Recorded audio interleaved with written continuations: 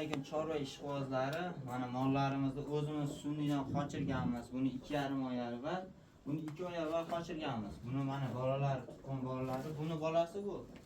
Urug'dan qochgan. Mana bu ham kuykaga qolgan. Xudo xolasa 2 kunda kuyka keladi, buni qochiramiz. Bu bolasi mana olani bolasi.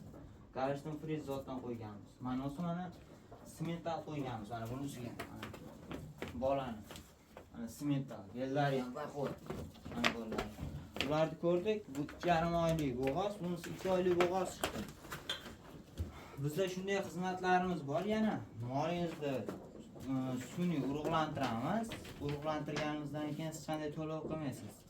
Sizga manfaatli tarafi qachon bo'g'oz qistirligini 35-40 kundan keyin o'zimiz apparatimizni borib tekshirib ko'ramizda, molingiz bo'g'ozligiga iymonimiz komil bo'lgandan keyin bizga to'lov qilasiz. Bungacha to'lov qilinmaydi. Bunaqangi yolg'on aralashilmaydi. Bir marta qo'yib qochmasa, qochmadi deb oldindan pul olinmaydi. Urug'ni qo'yish bilan pul olinmaydi.